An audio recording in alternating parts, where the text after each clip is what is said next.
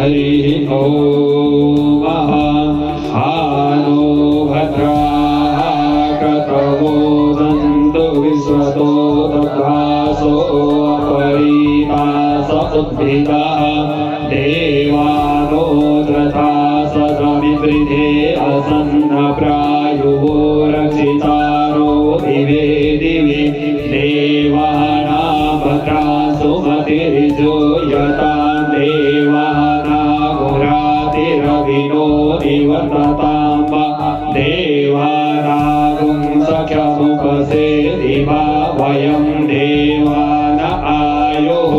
प्रतिरन्तु जीवसे तान् पूर्वयानि विदाहुमये वयं भगम् विक्रमदिति दक्षमश्रिताम् अच्चभणं वरुणगुं सोममश्रिना सरस्वतीना सुभगामयस्करत तन्नो वातो मयो भुपातु वेभजन्तन् माता पृथिवी तत्पितार्योः तग्रावाणः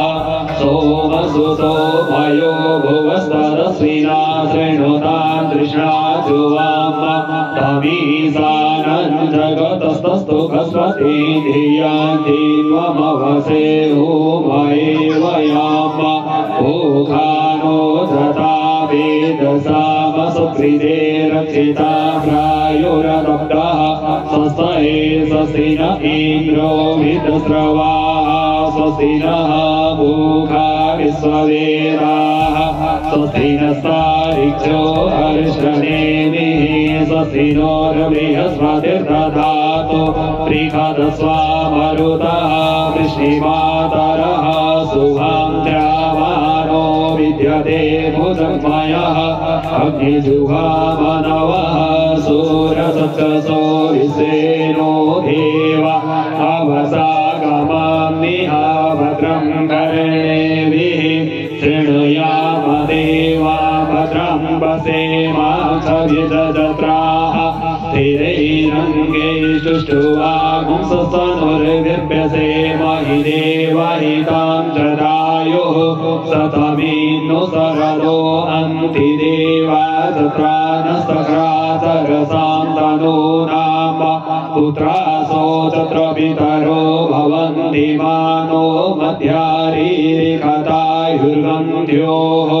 आदित्यद्योरदितिरन्तरिक्षमदितिर्माता सपिता सपुत्रः विश्वे देवा अदितिः पञ्चजना अदितिर्जातमदितिर्जनितं द्योः शान्तिरन्तरिक्षं शान्तिः पृथिवी शान्तिरापः शान्तिरोगदयः शान्तिः वनस्पतयः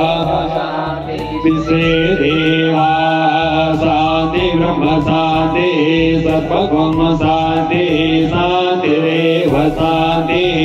सामा शान्तिरेधि ततो यतः समीहसे ततो नो अभयं कुरु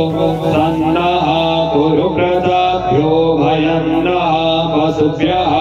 गणानां त्वा गणपतिगं हवामहे प्रियाणां त्वा प्रियपतिगं हवामहे निधीनां त्वा निधिपतिगं हवामहे वसो मम आमजानि गर्वतम तमजासि गर्वतम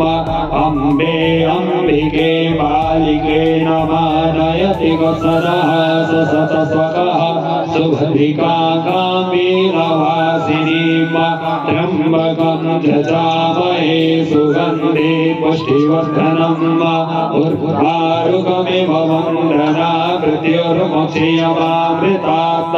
त्र्यम्बकं जजामहे सुगन्धिं पतिवेधनम् उर्वारुकमिव वन्द्रनादितो मुक्षीयमामुदः